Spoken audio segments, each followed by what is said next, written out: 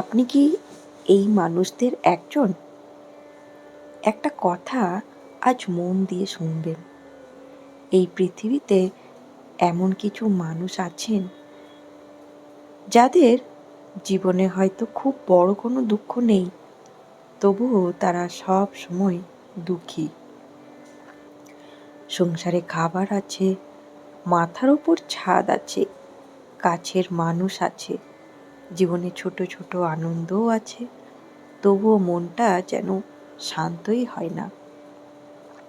কিছু একটা যেন সব সময় কম, কিছু একটা যেন সব সময় খারাপ।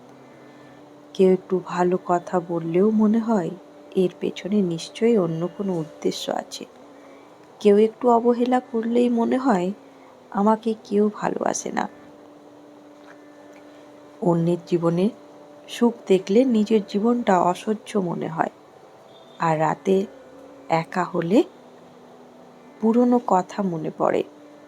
কে কি বলেছিল, কে কি করেনি, কোন দিন কি অপমান হয়েছিল, কোন মানুষটা কিভাবে কষ্ট দিয়েছিল, সব আবার মনে পড়ে যায়। তারপর নিজের মনেই প্রশ্ন, আমার জীবনেই এত দুঃখ কেন? কিন্তু আজ আমি আপনাকে একটা অন্য প্রশ্ন করব। আপনি কি সত্যিই দুঃখের মধ্যে আছেন, নাকি আপনার মন দুঃখকে আঁকড়ে ধরে আছে?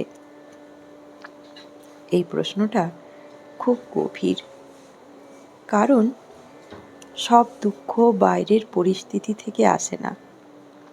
কিছু দুঃখ জন্মায় আমাদের নিজের প্রত্যাশা থেকে, কিছু দুঃখ জন্মায় তুলনা থেকে, কিছু দুঃখ জন্মায় অতীতকে ছাড়তে না পারা থেকে, আর কিছু দুঃখ জন্মায় ঈশ্বরের ওপর ভরসা না করে সব কিছু নিজের হাতে ধরে রাখতে চাওয়া থেকে।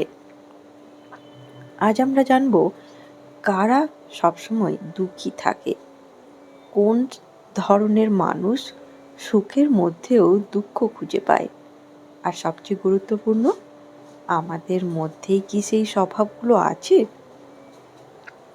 শেষ পর্যন্ত থাকবেন, কারণ শেষে এমন কয়েকটি সহজ পথ বলবো যেগুলো অনুসরণ করলে জীবনে ধীরে ধীরে মন দুঃখের অভ্যেস থেকে বেরিয়ে আসতে পারে। চলুন তাহলে জানি কারা সবসময় দুঃখী থাকে। প্রথমে একটা কথা পরিষ্কার করে নিই, দুঃখী হওয়া কোনো অপরাধ নয়। জীবনে দুঃখ আসবে, প্রিয় মানুষ হারালে কষ্ট হবে, অপমান হলে কষ্ট হবে, ব্যর্থ হলে মন খারাপ হবে, কোনো স্বপ্ন ভেঙে গেলে চোখে জল আসবে।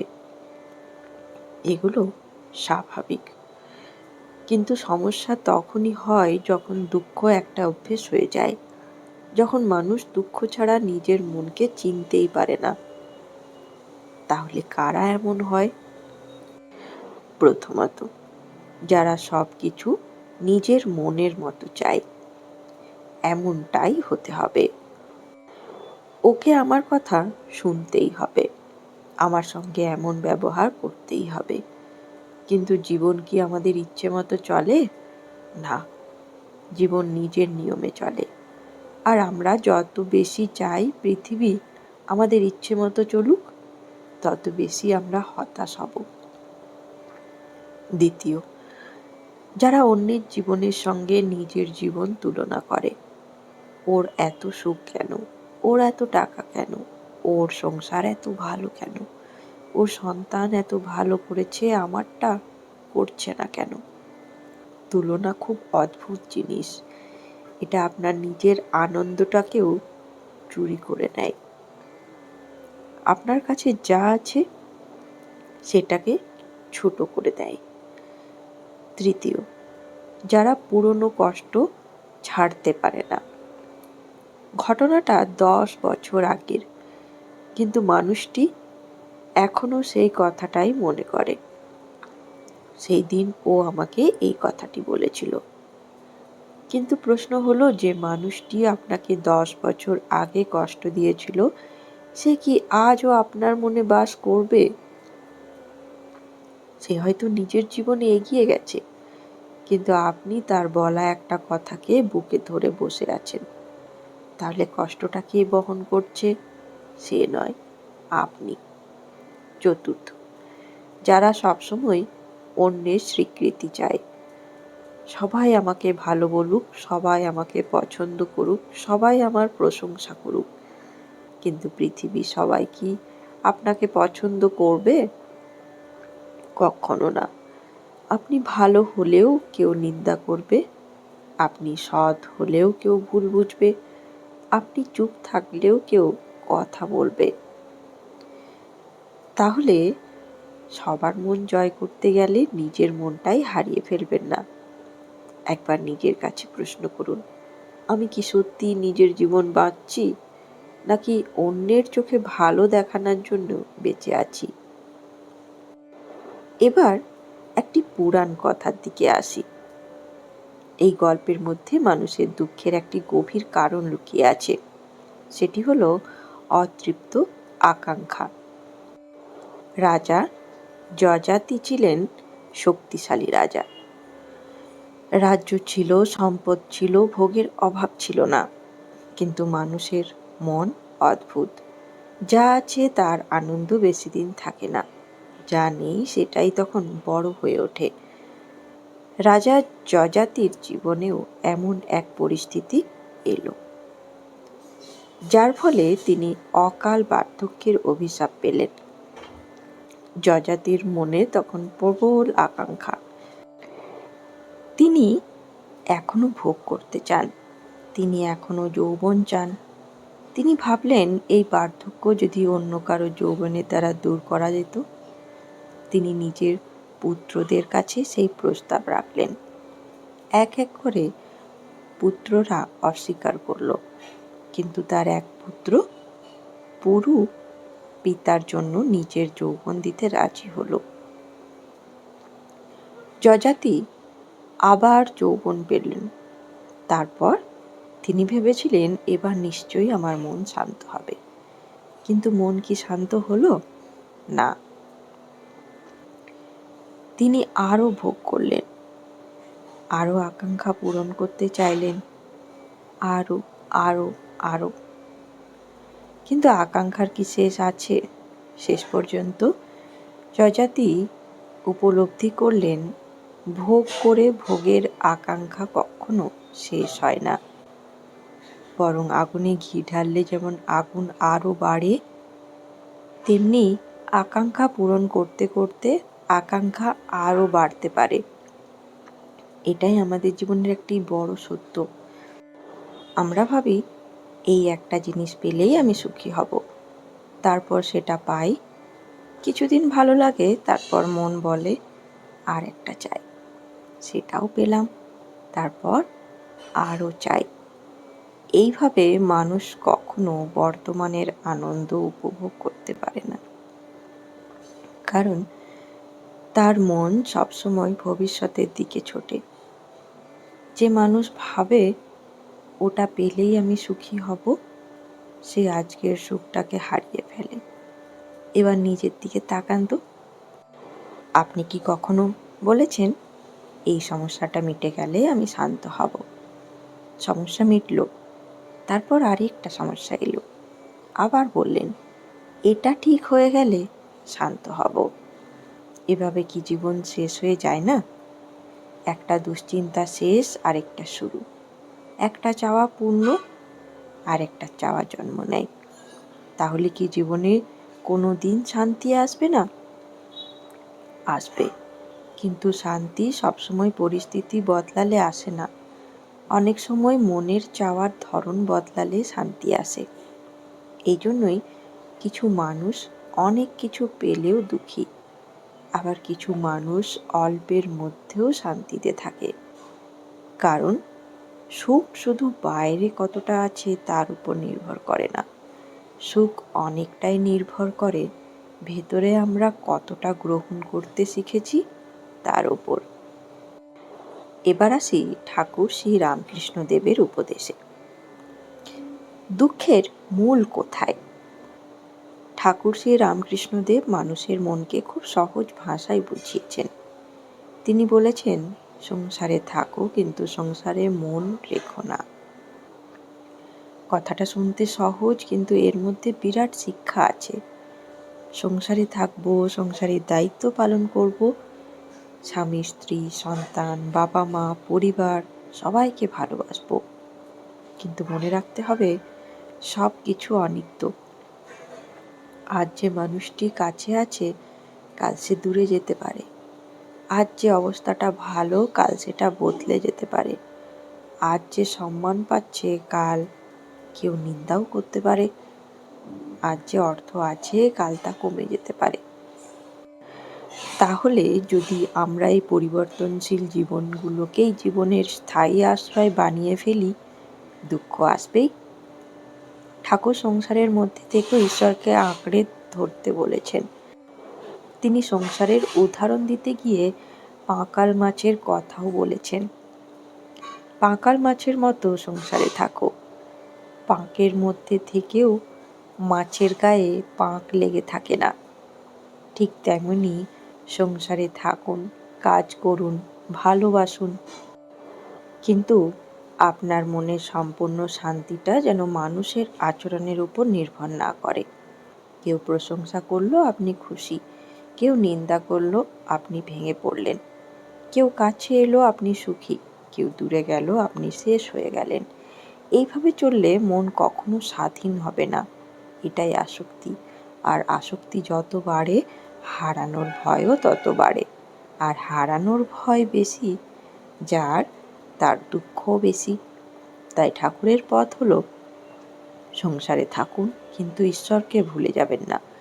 মানুষকে ভালোবাসুন কিন্তু ঈশ্বরের ওপর ভরসা রেখে ভালোবাসুন।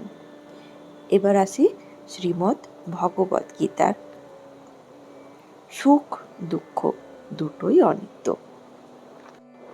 গীতায় ভগবান শ্রীকৃষ্ণদেব বলেছেন, ইন্দ্রিয়ের সংস্পর্শে শীত উষ্ণ সুখ দুঃখের অনুভূতি হয়। এসব আসে আবার চলে যায়, এসব অনিত্য। তাই এগুলোকে সহ্য করতে শেখো। কি আশ্চর্য শিক্ষা! ভগবান বলেননি তোমার জীবনে দুঃখ থাকবে না, তিনি বলেছেন দুঃখ আসবে আবার চলে যাবে। তাহলে যে মানুষটি প্রতিদিন দুঃখকে চিরস্থায়ী মনে করে সে কেন বেশি কষ্ট পায়? কারণ সে ভুলে যায় এটাও একদিন কেটে যাবে। আজ যে অপমান আপনাকে কাঁদাচ্ছে একদিন সেটাই হয়তো আপনার কাছে খুব ছোট্ট ঘটনা মনে হবে। আজ যে সমস্যা পাহাড়ের মতো মনে হচ্ছে কয়েক বছর পরে ফিরে তাকিয়ে হয়তো বলবেন সেই সময়টাও তো চলে গিয়েছিল। তাই গীতার শিক্ষা হলো, সুখ এলে অহংকার নয়, দুঃখ এলে ভেঙে পড়া নয়, দুটোকেই সমানভাবে দেখতে হবে। এবার আসি শ্রী শ্রী মা সারদা দেবীর উপদেশে। শ্রী মা পরিস্থিতিকে মেনে নেওয়ার শিক্ষা দিয়েছিলেন। মা সারদা দেবীর একটি গভীর শিক্ষা, যখন যেমন তখন তেমন, যাকে যেমন তাকে তেমন। কথাটি খুব ছোট্ট, কিন্তু এর ভেতরে লুকিয়ে আছে মনের শান্তির এক বিরাট রহস্য। আমরা অনেক সময় দুঃখী হই কেন জানেন? কারণ আমরা চাই পরিস্থিতি আমার মনের মতো হোক, মানুষ আমার মনের মতো আচরণ করুক, সব কিছুই আমার ইচ্ছে মতো ঘটুক। কিন্তু মা যেন শেখাচ্ছেন, যখন যেমন পরিস্থিতি এসেছে তখন তাকে সেইভাবেই গ্রহণ করতে শেখো। যে মানুষটি যেমন তাকে তেমনভাবেই বুঝতে শেখো। সব মানুষকে নিজের মনের ছাঁচে ফেলতে গেলে মন ক্লান্ত হয়ে যাবে। কেউ বেশি কথা বলে, কেউ কম কথা বলে, কেউ আপনাকে খুব সহজে বুঝবে, কেউ হয়তো কখনোও বুঝবে না। কেউ আপনার পাশে থাকবে, কেউ মাঝ পথে চলে যাবে। সব কিছুকে নিজের ইচ্ছে মতো করতে গেলে দুঃখ বাড়বে। কিন্তু যখন আমরা মেনে নিতে শিখি সব কিছু আমার মতো হবে না, তবু আমি শান্ত থাকব, তখন ধীরে ধীরে মনের ভেতর থেকে অশান্তি কমতে শুরু করে। তাই আজ থেকে একটা কথা মনে রাখুন, মানুষকে বদলানোর আগে তাকে বুঝতে শিখুন, পরিস্থিতির সঙ্গে যুদ্ধ করার আগে তাকে গ্রহণ করতে শিখুন। আর নিজের মনকে শান্ত করতে হলে সব কিছু নিজের ইচ্ছেমতো হওয়ার দাবি একটু একটু করে ছেড়ে দিন। কারণ অনেক সময় আমাদের দুঃখের কারণ পরিস্থিতি নয়, পরিস্থিতি আমাদের মনের মতো না হওয়াটাই দুঃখের কারণ। এবার আসি সমাধানে। দুঃখী মনকে কিভাবে শান্ত করবেন? 5টি কথা মনে রাখতে হবে। প্রথম কথা, প্রত্যাশা একটু কমান। মানুষ আপনার মতো ভাববে না, সবাই আপনাকে বুঝবে না, সবাই আপনার মনের মতো আচরণ করবে না। এটা মেনে নিতে পারলে অনেক দুঃখ কমে যায়। দ্বিতীয়, তুলনা বন্ধ করুন। অন্যের জীবনের সঙ্গে নিজের জীবনের তুলনা করবেন না। আপনি জানেন না অন্য মানুষের হাসির পেছনে কত কান্না আছে। আপনার পথ আপনার। তৃতীয়, পুরনো কষ্টকে প্রতিদিন নতুন করে বাঁচবেন না। ঘটনাটা হয়ে গেছে, শিক্ষাটা রাখুন, কিন্তু বিষয়টা ছেড়ে দিন। ক্ষমা মানে অন্যায়কে ঠিক বলে দেওয়া নয়, ক্ষমা মানে নিজের মনকে মুক্ত করা। এবার চতুর্থ, যা আপনার হাতে নেই ঈশ্বরের হাতে ছেড়ে দিন। সব কিছু আপনি ঠিক করতে পারবেন না, সব মানুষকে বদলাতে পারবেন না, সব ভবিষ্যৎ জানতেও পারবেন না। তাই প্রতিদিন বলুন, ঠাকুর, আমি আমার কর্তব্য করব, ফল তুমি জানো। এই ভরসা মনকে অনেক হালকা করে। পঞ্চম, প্রতিদিন কৃতজ্ঞতা প্রকাশ করুন। রাতে ঘুমোতে যাওয়ার আগে 3টি কথা মনে করুন। আজ আমি কি পেয়েছি, কে আমাকে ভালোবেসেছে, ঈশ্বর আজ আমাকে কি দিয়েছেন। হয়তো উত্তর হবে 1 কাপ চা, সন্তানের হাসি, মায়ের সঙ্গে কথা, একটু সুস্থ শরীর, একটু শান্ত সময়। দেখবেন আপনার কাছে থাকা ছোট্ট ছোট্ট আশীর্বাদগুলি ধীরে ধীরে বড় হয়ে উঠছে।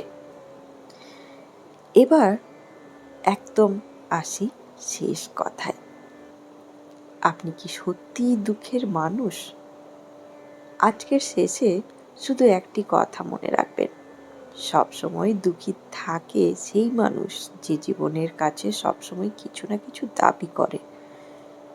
আর ধীরে ধীরে শান্ত হতে শেখে সেই মানুষ যে বলে, যা পেয়েছি তার জন্য ধন্যবাদ, যা পাইনি তার জন্য তোমার ওপর ভরসা রাখছি, যা চলে গেছে তাকে যেতে দিচ্ছি, যা আসবে তাকে তোমার হাতে ছেড়ে দিচ্ছি। জীবনে দুঃখ আসবে, কিন্তু দুঃখকে নিজের ঘরে স্থায়ী অতিথি বানাবেন না। কেউ আপনাকে কষ্ট দিয়েছে, শিক্ষাটা নিন। কেউ আপনাকে ছেড়ে চলে গেছে, ঈশ্বরকে আঁকড়ে ধরুন।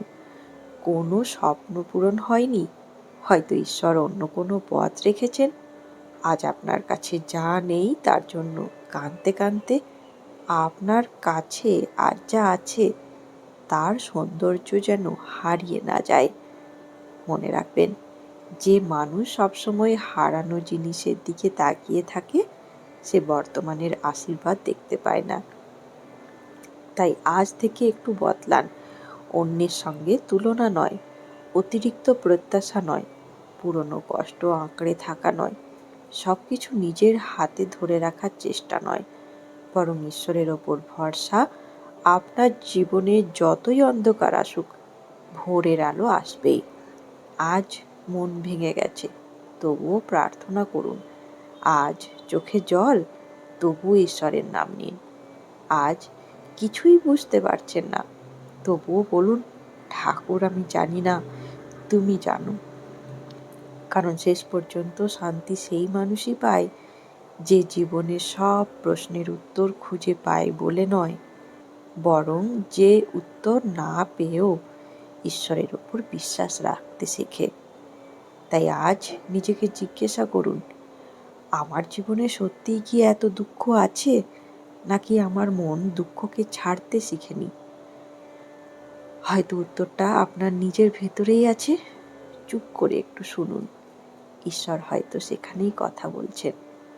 আপনার জীবনে যা আছে তার জন্য কৃতজ্ঞ হন, যা নেই তার জন্য ঈশ্বরের ওপর ভরসা রাখুন, আর যা চলে গেছে তাকে শান্তিতে চলে যেতে দিন।